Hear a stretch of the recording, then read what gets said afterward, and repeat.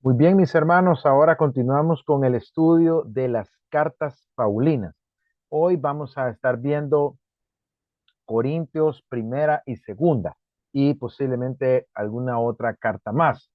Vamos a compartir la pantalla para que ustedes puedan tener acceso a las diapositivas de hoy y ustedes puedan ver la información aunque vamos a compartir.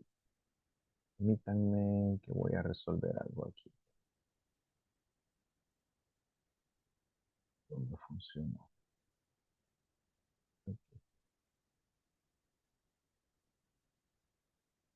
Ok. Vamos. Perfecto.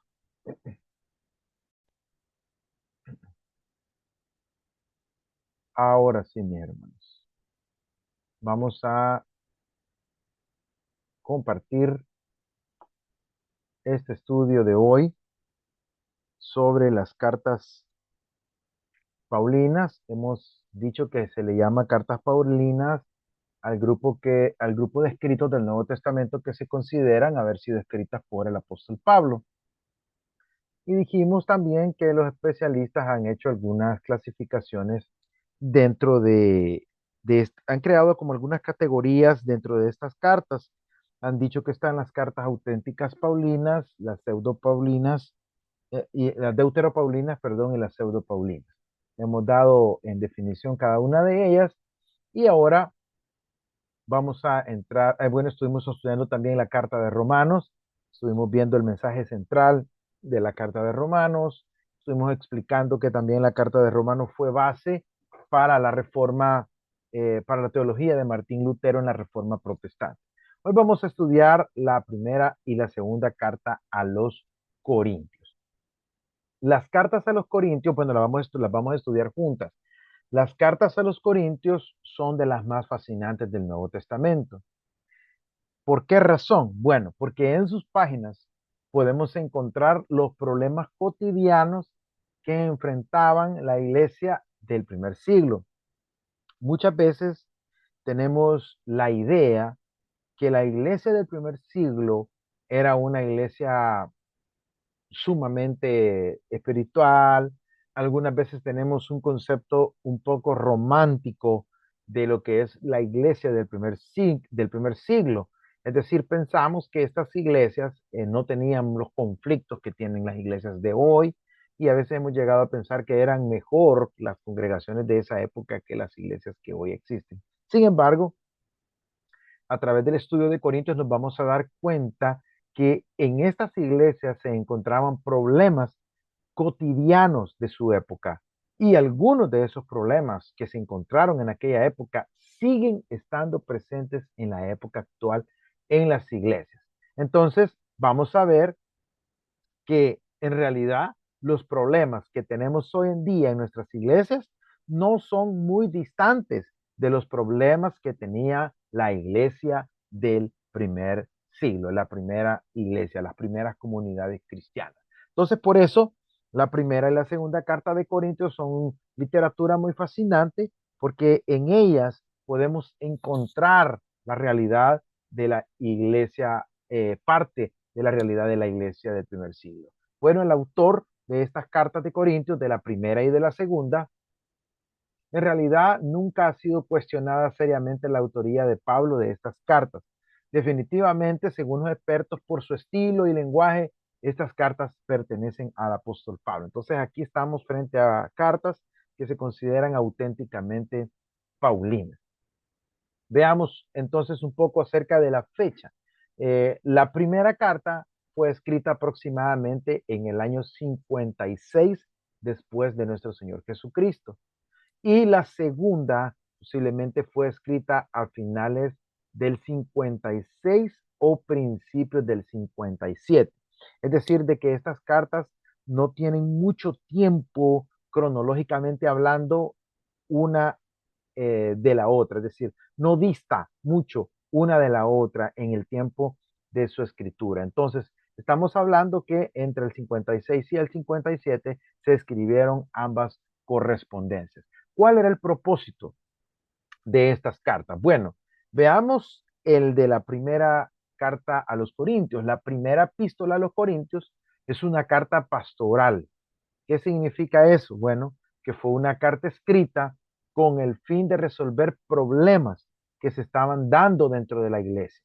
Los problemas discutidos en esta carta van desde la división entre la iglesia hasta las finanzas y desde el decoro, es decir, que tiene que ver con el, la, la forma correcta en que ellos debían presentarse para el culto público en la iglesia, hasta la resurrección de los muertos. Entonces, en esta primera carta de Corintios se abordan una serie de temas que están relacionados con todos estos aspectos que he mencionado, la división, la finanza, la forma del el decoro en el culto público, la resurrección de los muertos.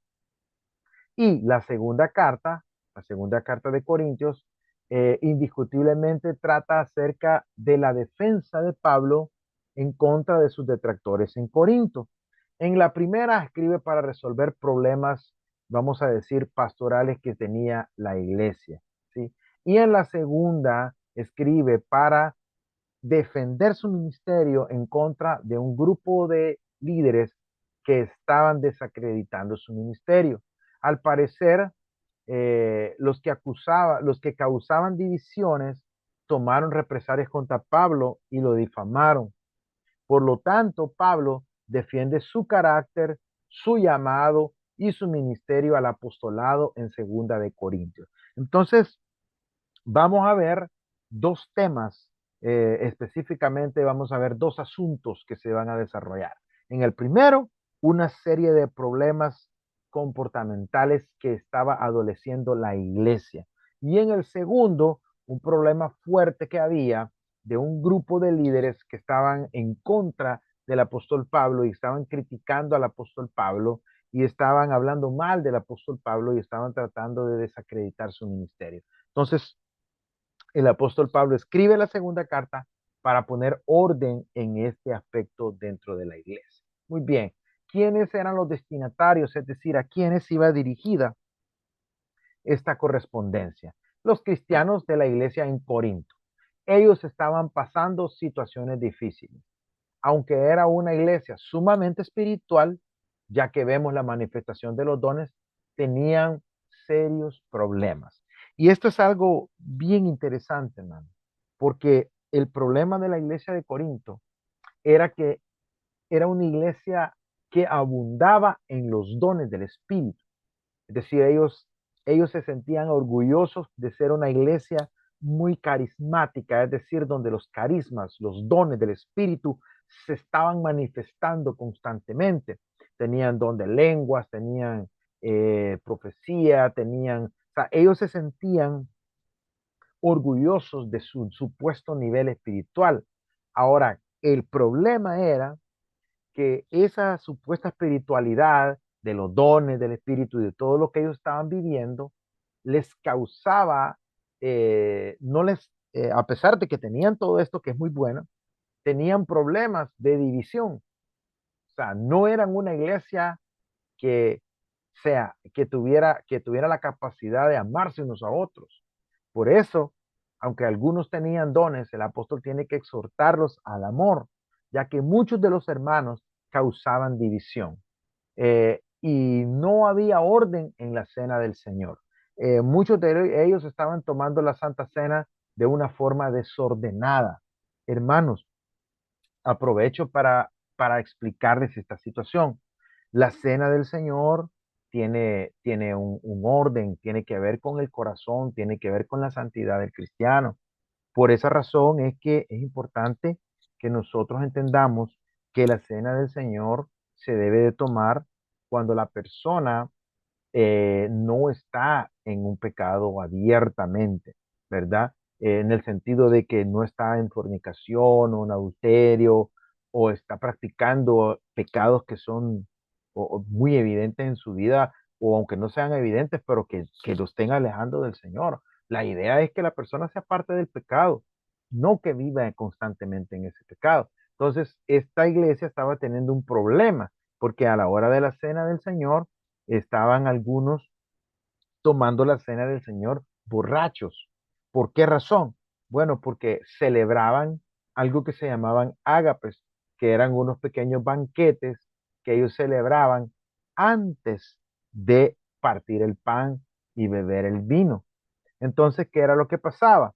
Ellos se reunían antes de partir el pan de la cena del Señor y tenían un banquete y en ese banquete ellos comían y también bebían, y algunos corintios bebían de más.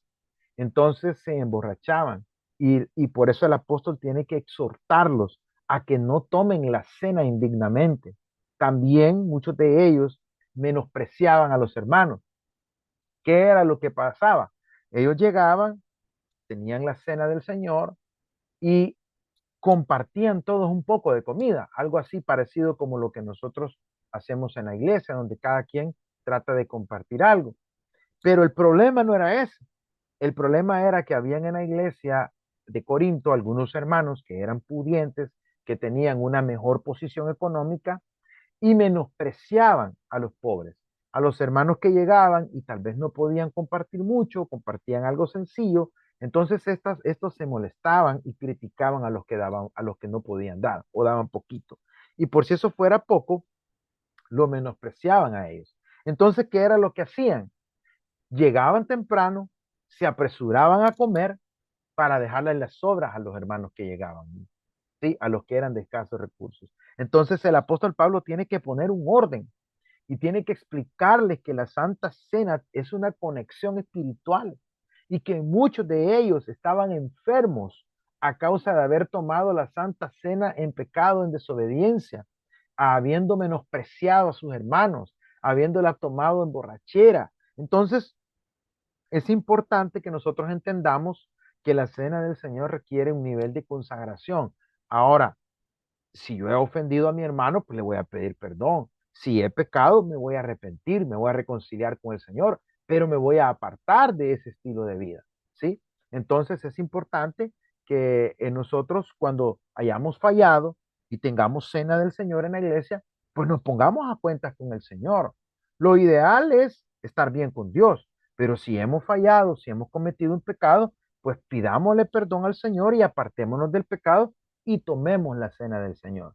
No cometamos el error de decir, los que ya están bautizados y los que están en su plena comunión en la iglesia, de decir, no voy a tomar la cena del Señor porque no ando bien. No, eso sería un error. ¿Por qué razón?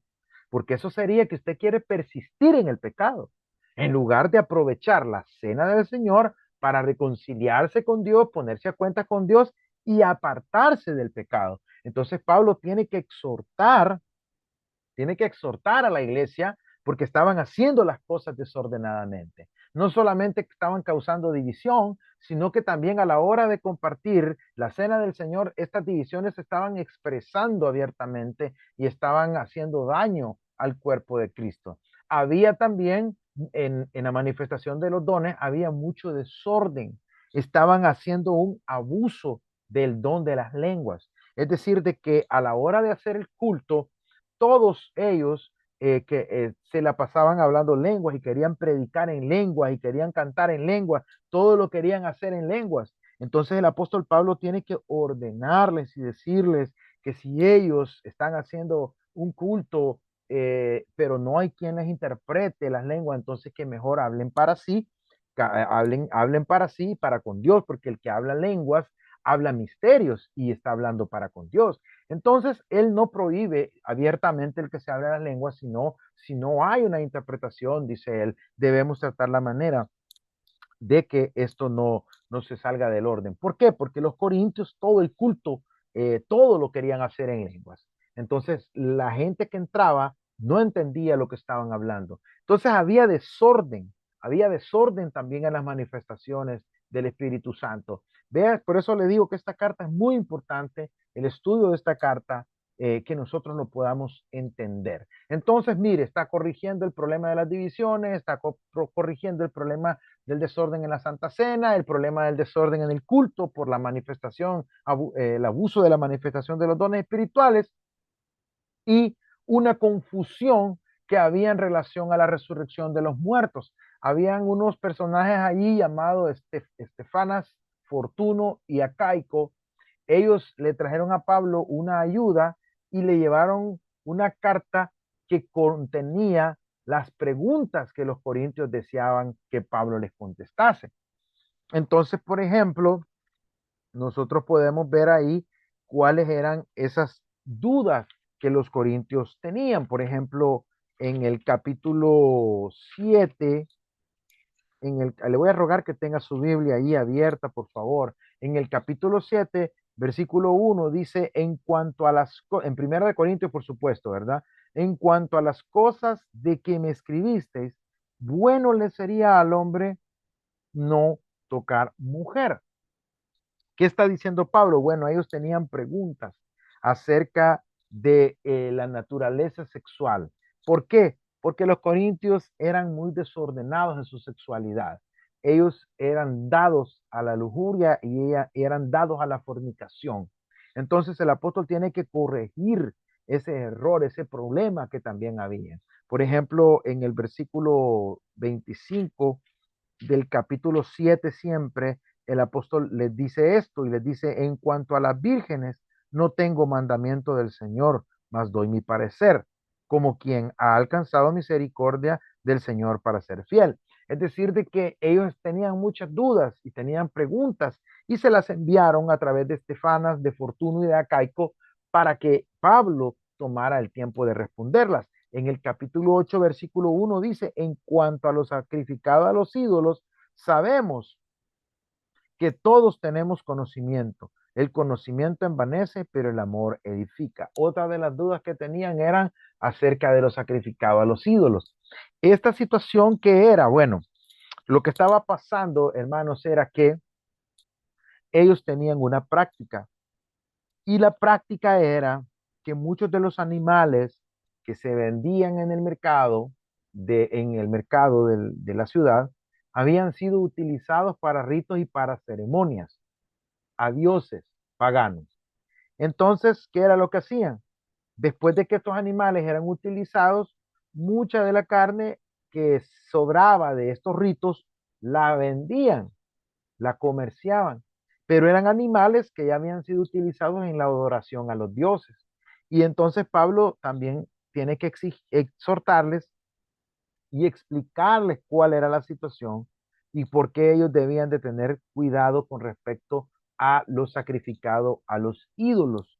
Sin embargo, también aclara que un ídolo no es nada y que si usted va a comer algo, mejor dice Pablo, no pregunte por causa de la conciencia. Es decir, no, Pablo les dice, no quiero que coman cosas sacrificadas a ídolos, pero si en algún lugar usted llega, le dan comida, dice, mejor no pregunte de dónde viene la carne, porque si usted pregunta de dónde viene esa carne, dice Pablo, usted y se la come sabiendo que fue sacrificada a los ídolos, usted está participando de una adoración pagana, dice. Entonces no, dice, mejor no pregunte por causa de su conciencia, dice.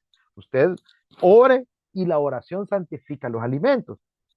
Entonces ese era otro problema que ellos estaban teniendo eh, eh, con respecto a los temas de lo que estaba sacrificado a ídolos. Por ejemplo, en el capítulo 16, versículo 1, encontramos otra situación muy importante.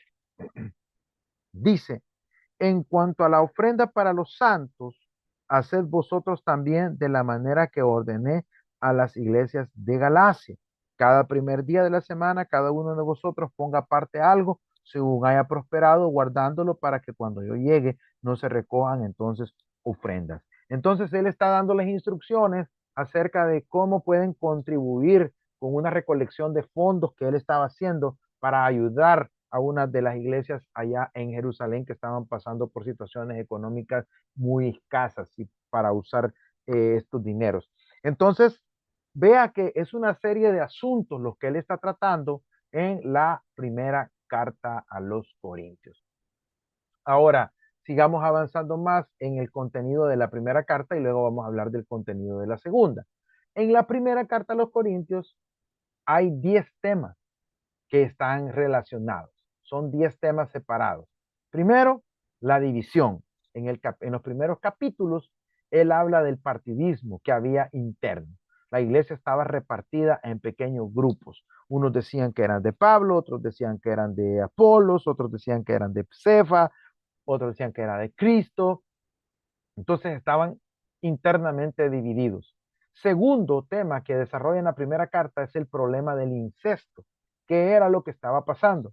Había un miembro de la iglesia de Corinto que estaba teniendo relaciones sexuales con su madrastra. El problema era que su padre, al parecer, no estoy seguro si el padre es que había muerto ya o estaba el padre en vida, pero él estaba teniendo relaciones con su madrastra. Entonces, el apóstol Pablo lo tiene que exhortar, y tiene que exhortar a la iglesia a poner en disciplina a este sujeto por ese desorden sexual en el que estaba viviendo. Entonces los corintios se sentían orgullosos de su espiritualidad, pero en realidad eran muy carnales. Eran personas guiadas demasiado por los placeres sensoriales, sensuales. Entonces tiene que exhortar Pablo que a este hombre lo pongan en orden, lo pongan en disciplina. Dice que lo entreguen en las manos de Satanás para que sea procesado. Entonces, ¿para qué? Para que reciba una disciplina. No es porque el diablo es el quien va a disciplinar a la persona, ¿verdad? Sino que en el entendimiento hebreo, Satanás, el adversario, juega un papel como de un acusador, como de un fiscal que va a acusar y a condenar a la persona. Entonces, lo que el apóstol Pablo está diciendo es, esta persona que está viviendo abiertamente en incesto debe de ser juzgada y debe de ser sometida a juicio, debe de ser tratado este caso y debe de ser puesto en orden, puesto en disciplina. Entonces, por eso él dice que hay que entregarlo en manos de Satanás, para que su alma se salve, ¿sí? Aunque su cuerpo no. Está diciendo él de que debe de esta persona pasar por un proceso disciplinario.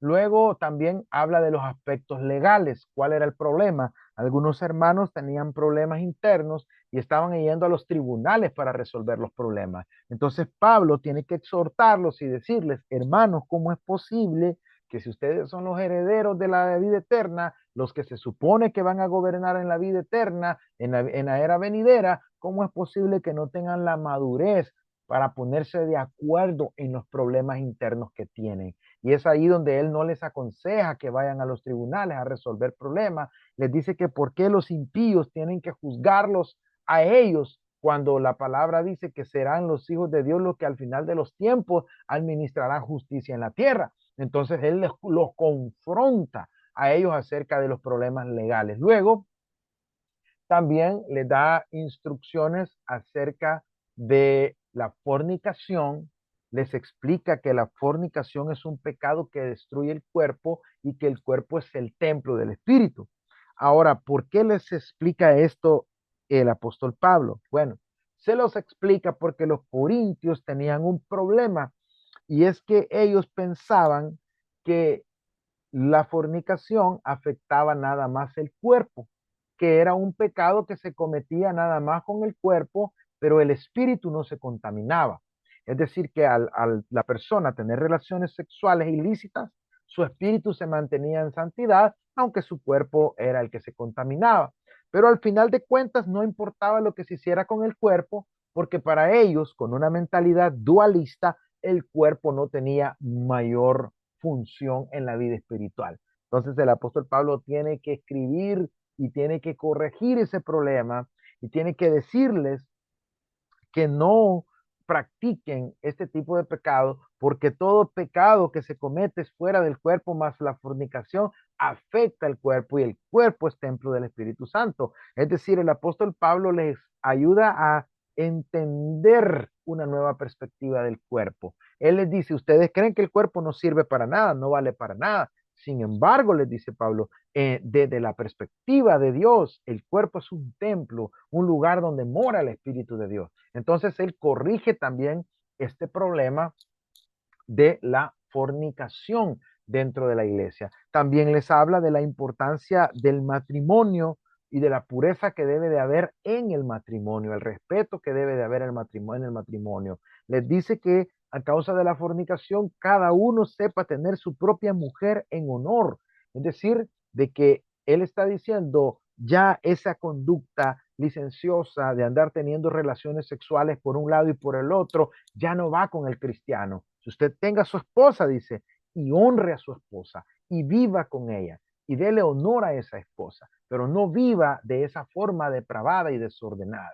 Luego, también les ayuda, los orienta acerca del problema del divorcio. El apóstol Pablo les explica cuál es la situación acerca del divorcio y les da una postura con respecto a esta situación de la vida matrimonial.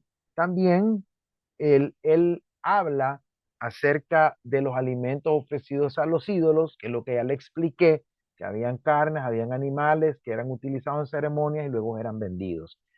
También les exhorta a la iglesia o corrige el problema en la iglesia acerca del uso del velo. ¿Qué era lo que estaba pasando? Miren, este punto es bien interesante porque todavía hay iglesias hoy en día que utilizan velo o manto, ¿verdad? En algunos lugares le dicen atavío, le dicen cupido, le dicen de diferentes nombres, ¿verdad? Pero en la Biblia se le llama el velo. Entonces, ¿qué era lo que pasaba? Bueno, había un problema cultural que Pablo está corrigiendo. Habían mujeres que participaban en un culto pagano. Este culto pagano estaba, se celebraba en un templo a una diosa de la fertilidad y este culto era administrado por 1000 sacerdotisas, 1000 sacerdotisas. Y estas sacerdotisas también brindaban en algunos casos algunas especies de servicios sexuales. Entonces, ¿qué pasa? Estas sacerdotisas utilizaban, eh, utilizaban cierto, cierto corte de cabello, ¿sí? Cierto estilo de cabello, cierta forma de cabello. Entonces, era necesario que él, en este contexto, les explicara cuál era el problema. ¿Por qué? Porque muchas de estas mujeres estaban llegando al Evangelio y necesitaban ponerse un velo para distinguirse de las mujeres que estaban al servicio del culto pagano. Entonces, por esa razón, en el capítulo 11, él les dice que la mujer que ora o profetiza con la cabeza descubierta afrenta su cabeza, dice, porque lo mismo es que si se hubiese rapado. Porque si la mujer no se cubre, que se corte también el cabello. Si le es vergonzoso a la mujer cortarse el cabello o raparse, que se cubra, dice. Porque el varón no debe cubrirse la cabeza, pues es imagen y gloria de Dios, pero la mujer es gloria del varón. Porque el varón no procede de la mujer, sino la mujer del varón. Y tampoco el varón fue creado a causa de la mujer, sino la mujer por causa del varón. Por lo cual la mujer, vea que en el versículo 10 del capítulo 11 dice, por lo cual la mujer debe tener señal de autoridad sobre su cabeza por causa de los ángeles. Ahora, ¿qué es lo que él está discutiendo ahí?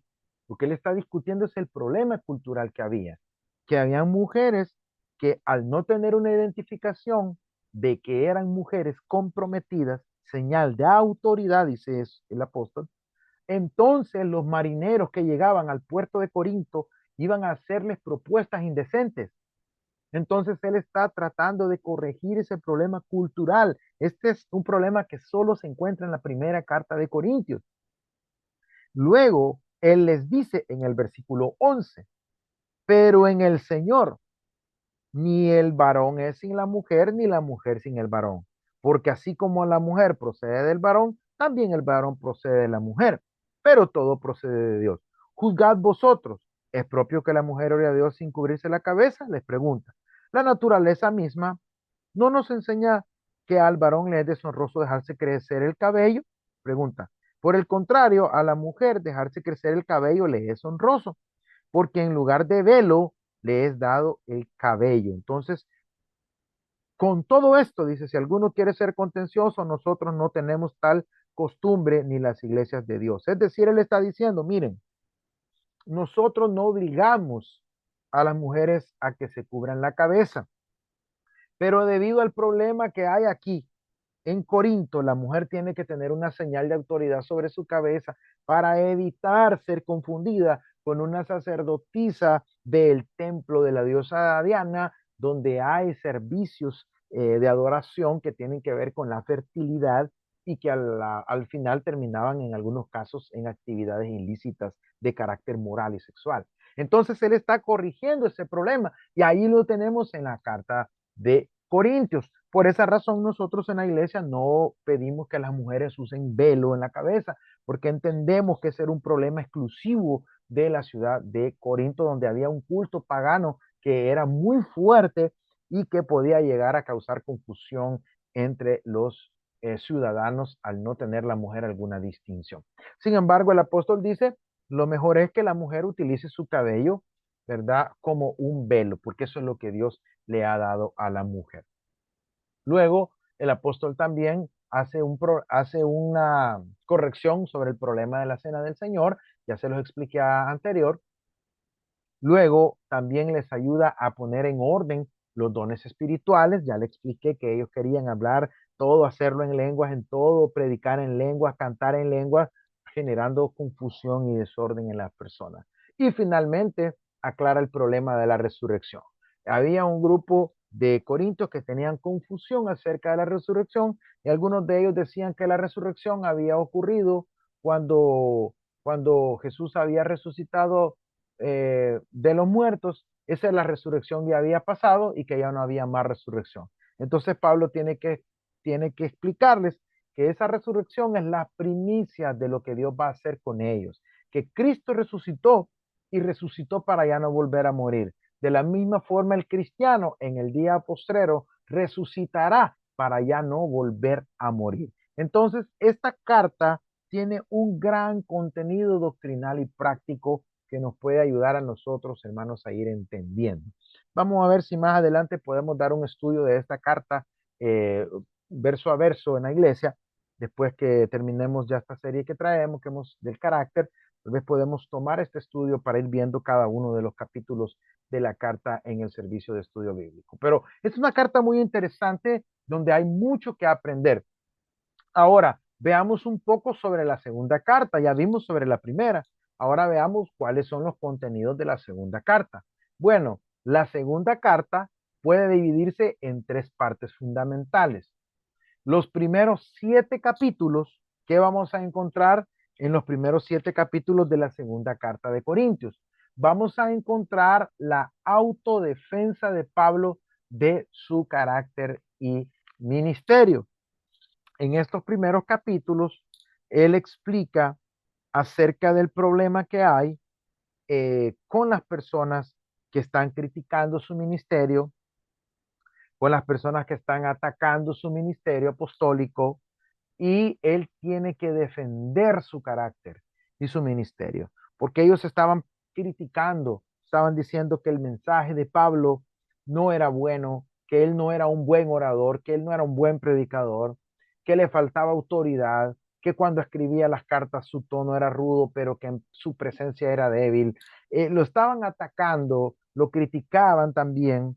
Entonces, él hace una defensa completa acerca de esta situación. Ahora, hay algo bien interesante porque se habían levantado unos superapóstoles en esa época que estaban tratando de desacreditar el trabajo del apóstol Pablo. Ellos estaban tratando la manera de menospreciar al apóstol Pablo para que ellos quedar como como superiores, como superiores al apóstol Pablo. Entonces lo criticaban de una manera muy fuerte. Por ejemplo, en el capítulo 3, dice, comenzamos otra vez a recomendarnos a nosotros mismos o tenemos necesidad, como algunos, de cartas de recomendación para vosotros o de recomendación de vosotros. ¿Por qué? Porque habían algunos que llegaban con cartas supuestamente por hombres que tenían cierta autoridad, cierta importancia dentro del judaísmo. Y por esa razón querían ellos que en la iglesia se les rindiera a ellos pleitesía y honor. Entonces dice, nuestras cartas sois vosotros, escritas en vuestros corazones, conocidas y leídas por todos los hombres. Él está diciendo, nosotros no necesitamos una carta de recomendación. Ustedes mismos que se han convertido a través de nuestro ministerio son la carta de recomendación. Y luego dice en el 3, estoy en el capítulo 3, versículo 3, siendo manifiesto que soy carta de Cristo expedida por nosotros, escrita no con tinta, sino con el Espíritu del Dios vivo, no en tablas de piedra, sino en tablas de carne del corazón. Y tal confianza tenemos mediante Cristo para con Dios, que no seamos competentes por nosotros mismos para pensar algo como de nosotros mismos, sino que nuestra competencia proviene de Dios, el cual asimismo nos hizo ministros competentes de un nuevo pacto, no de letras, sino del espíritu, porque la letra mata, mas el espíritu vivifica. Quiero aclarar este versículo, hermano, porque muchos ocupan mal este versículo. Muchos ocupan este texto para decir que no hay que estudiar, que no hay que prepararse, porque el Espíritu es el que nos va a dar todo. Esa es una interpretación errónea del versículo. ¿A qué se está refiriendo el apóstol Pablo cuando dice que la letra mata y el Espíritu vivifica? Se está refiriendo a la letra de la ley. Él está refiriéndose al hecho de que en la ley lo que hay es un ministerio de condenación, porque a través de la ley el ser humano se da cuenta que es pecador, pero la ley no es suficiente porque la ley no cuenta todavía con el sacrificio de Cristo. Por eso él dice, la letra mata, dice que él, por eso dice, el cual asimismo nos hizo ministros competentes de un nuevo pacto. Mire, nuevo pacto. ¿Cuál es el nuevo pacto? El sacrificio de Jesús. No de letra, sino del espíritu. Porque la letra mata, mas el espíritu vivifica. Está haciendo una comparación entre la letra de la ley, ¿sí? Y el espíritu del evangelio. El espíritu del evangelio trae salvación, trae restauración y el Espíritu Santo también a través del espíritu del evangelio. O sea, el espíritu del evangelio no es otra cosa más que el mensaje, la actitud del evangelio, el resultado del mensaje, vivifica.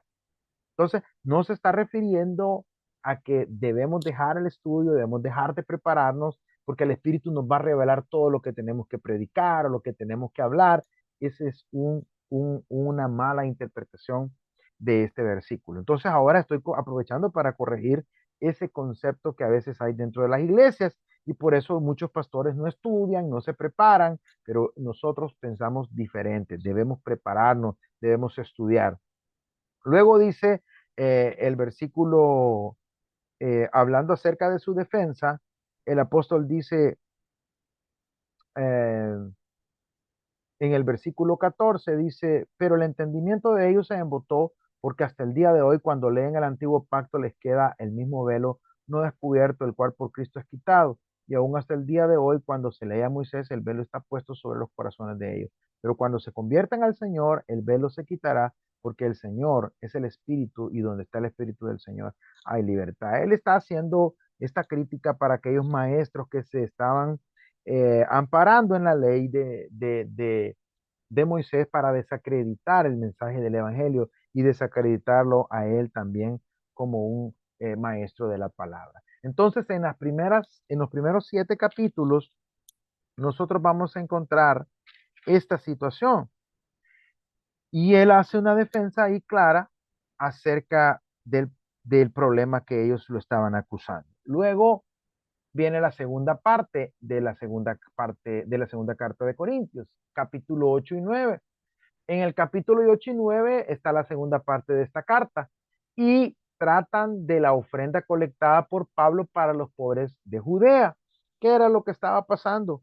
La iglesia de Judea había vendido todo lo que tenía para dar de comer a los pobres. Entonces, esto, aunque fue una acción buena, les acarreó necesidad eh, pronta.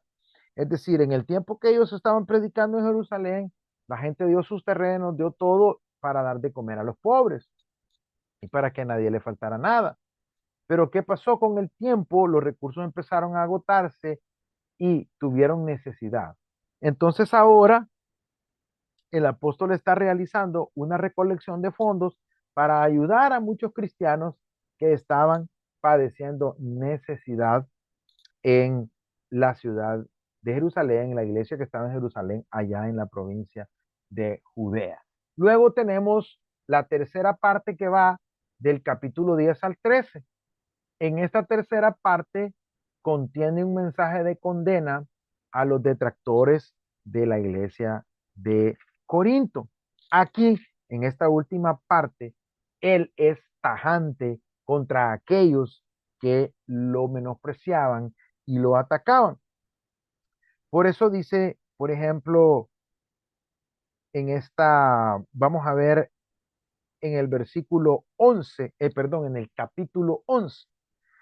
Por ejemplo, en el capítulo 11, él dice, estoy en la segunda de Corintios, él dice, ojalá me toleraseis un poco de locura. Sí, toleradme, porque os celo con celo de Dios, pues os he desposado con un solo esposo para presentaros como una virgen pura a Cristo. Pero temo que como la serpiente con su astucia engañó a Eva, vuestros sentidos sean de alguna manera extraviados de la sincera fidelidad a Cristo. Porque si viene alguno predicando a otro Jesús, que es el que os hemos predicado, y si recibís otro espíritu que el que habéis recibido, u otro evangelio que el que habéis aceptado, bien lo toleráis. Y pienso que en nada he sido inferior a aquellos grandes apóstoles. Pues aunque sea tosco en la palabra, no lo soy en el conocimiento. En todo y por todo os lo hemos demostrado. ¿Pequé yo humillándome a mí mismo para que vosotros fueseis enaltecidos por cuanto os he predicado el Evangelio de Dios de balde? ¿He despojado a otras iglesias recibiendo salario para serviros a vosotros? Y cuando estaba entre vosotros y tuve necesidad, a ninguno fui carga, pues lo que me faltaba lo suplieron los hermanos que vinieron de Macedonia. Y en todo me guardé de seros gravoso. ¿Qué era lo que estaba pasando? Muchos estaban menospreciando a Pablo porque a la iglesia de Corinto, Pablo, cuando plantó la iglesia en los primeros años, él no recibió ayuda de la iglesia de Corinto, sino que trabajaba haciendo tiendas de campaña. Y en algún momento, cuando él tuvo necesidad económica, no les pidió ayuda a la iglesia de Corinto, sino que fueron los hermanos de Macedonia, que son los de la iglesia de Filipos. Esos fueron los que le ayudaron a él económicamente, los que lo sostuvieron a él económicamente para que él pudiera hacer la labor misionera plantando la iglesia de Corinto. El problema era que por esa razón algunos estaban menospreciando a Pablo y decían, Pablo no es un verdadero apóstol porque él no recibió ayuda de la iglesia de Corinto, no recibe finanzas de la iglesia de Corinto. Entonces, si no recibe las finanzas es porque él no se siente digno, es porque no se siente que es un apóstol verdadero. Lo que ellos no sabían era que él había recibido el sustento y el apoyo de otra iglesia para no ser gravoso a la iglesia de Corinto porque la iglesia estaba comenzando y no tenía la capacidad para poder apoyarlo. Entonces, él está defendiendo esa situación de la que lo están acusando y por eso él dice, por la verdad de Cristo que está en mí, que no se me impedirá esta mi gloria en las regiones de Acaya.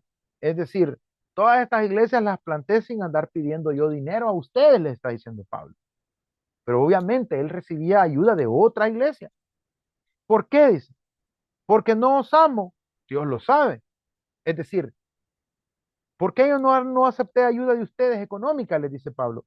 porque yo no los quiero, no, porque los desprecio, no. Simplemente, dice él, porque yo quise que así hacerlo así. Más lo que hago, dice en el 12, 11, 12, lo haré aún para quitar la ocasión a aquellos que la desean, a fin de que aquello en que se glorían sean hallados semejantes a nosotros. Porque estos son los falsos apóstoles, obreros fraudulentos, que se disfrazan como apóstoles de Cristo. No es maravilla, y no es maravilla, porque el mismo Satanás se disfraza como ángel de luz. Él está criticando, ¿por qué? Porque habían llegado unos apóstoles ahí y estos estaban aprovechando de la iglesia, estaban lucrándose de la iglesia, estaban sacando provecho de la iglesia. Y, y los corintios voluntariamente le estaban dando a manos llenas todo. Y estos apóstoles, el argumento que habían creado para justificar que ellos estaban explotando la iglesia era que Pablo no recibía ayuda porque no era un verdadero apóstol, pero que ellos, por ser verdaderos apóstoles, sí merecían esta ayuda. Entonces, el apóstol tiene que explicar que él no lo hizo al inicio, no porque no lo mereciera, no porque él no fuera digno, sino porque otros hermanos, los de Macedonia, vinieron a ayudarle a él económicamente y que no iba a aprovecharse tomando más de lo que él necesitara. Así que es muy interesante esta carta segunda también, porque nos muestra un panorama y él después va a confrontar a estos detractores, a estos que lo criticaban, de una manera más severa todavía. Por ejemplo, en el versículo 16 dice, otra vez digo, que nadie me tenga por loco, o de otra manera recibirme como a loco, para que yo también me gloríe un poquito. Lo que hablo, no lo hablo según el Señor, sino como en locura, con esta confianza de gloriarme. Puesto que muchos se glorían según la carne, también yo me gloriaré, porque de buena gana toleráis a los necios, siendo vosotros cuerdos. Pues toleráis si alguno os esclaviza, si alguno os devora, si alguno toma lo vuestro, si alguno se enaltece, si alguno os da bofetadas, para vergüenza mía lo digo, para eso fuimos demasiado débiles. Pero en lo que otro tenga osadía, hablo con locura, también yo tendré osadía. Y aquí presenta su currículum él en contraposición con los falsos apóstoles que estaban devorando la iglesia. Versículo 22 dice, ¿son hebreos? Yo también, dice Pablo. ¿Son israelitas? Yo también. ¿Son descendientes de Abraham? También yo. ¿Son ministros de Cristo? Como si estuviera loco hablo. Yo más. En trabajos más abundantes. En azotes sin número. En cárceles más. En peligro de muerte muchas veces. De los judíos 5 veces he recibido 40 azotes menos uno. 3 veces he sido azotado con varas. Una vez fui apedreado. 3 veces he padecido naufragio. Y una noche y un día he estado como náufrago en alta mar. En caminos muchas veces, en peligro de río, en peligro de ladrones, en peligro de mi nación, en peligro de los gentiles, en peligro de la ciudad, en peligros en el desierto, peligros en el mar, peligros entre los falsos hermanos, en trabajo y fatiga, en muchos desvelos, en hambre y sed y en muchos ayunos, en frío y en desnudez, y además de otras cosas, lo que sobre mí se agolpa cada día, la preocupación por todas las iglesias. Mire qué tremendo. Él está diciendo, ustedes están ayudándole a estos sinvergüenzas, a estos ladrones que los explotan, que los esclavizan, y a mí me critican, a mí me cuestionan. Cuando yo, dice Pablo, soy un apóstol que tengo el nivel para poder tomar cualquier bendición que ustedes desearan darme, pero yo no lo hago porque simplemente cuando planté la iglesia la planté por amor, no para que ustedes me dieran algo en agradecimiento, dice Pablo. Pero dice, si ustedes quieren compararme con ellos, yo no soy menos que ellos, dice Pablo. Además, dice, yo he sufrido todas estas calamidades y ahí hace un listado de los sufrimientos de su ministerio apostólico y todos estos tipos que han sufrido, dice. Nada han sufrido, nada han trabajado, simplemente están ahí para explotarlos a ustedes y engañarlos a ustedes. Esta carta, como les digo, mis hermanos, es muy interesante tiene mucho para aprender y les animo a que sigamos leyendo la Biblia para que podamos seguir aprendiendo. Entonces, mire qué interesante. Este es un mensaje de condena contra los detractores, donde él los, los confronta fuertemente a causa de sus comportamientos que él considera que son comportamientos que no son de un verdadero apóstol de Jesucristo. Muy bien. ¿Cuál es el tema central? El de la primera carta, el tema central es la doctrina de la cruz en su aplicación social. Es decir, si tú sigues la cruz de Cristo, tú has sido crucificado juntamente con Cristo. Y eso se debe de ver en tus relaciones matrimoniales, se debe de ver en tus relaciones sexuales, en tu conducta sexual, se debe de ver en tus relaciones interpersonales, se debe de ver en la forma en que practicas el culto a Dios. Entonces, él está haciendo una aplicación de la vida en Cristo, ¿sí? Y de la cruz de Cristo, de esa vida de negación, de esa vida de sacrificio, aplicada a todas las áreas de la vida. Y esto es el tema de la primera carta. El tema de la segunda carta es una carta de defensa del ministerio del apóstol Pablo. Completamente distinto, ¿verdad? En la primera, la doctrina de la cruz en aplicación social. Cómo aquel que está en Cristo debe vivir y debe caminar en todas las áreas de su vida. Y en la segunda, una confrontación directa contra aquellos que estaban haciendo daño a la iglesia, difamándolo a él como el apóstol fundador, quien había desarrollado esta iglesia. Muy bien, vamos a dar un tiempo para preguntas. Tenemos ya las 8:20. Ya no voy a poder entrar a la carta de Gálatas, porque si entro a la carta de Gálatas voy a tener que desarrollarla demasiado a la carrera y no quiero perder la oportunidad de trabajar esta carta de Gálatas que también tiene información muy, muy, muy importante. Entonces, queridos hermanos, mire qué importante toda la información que tiene la carta de Corintios, la primera y la segunda carta de Corintios.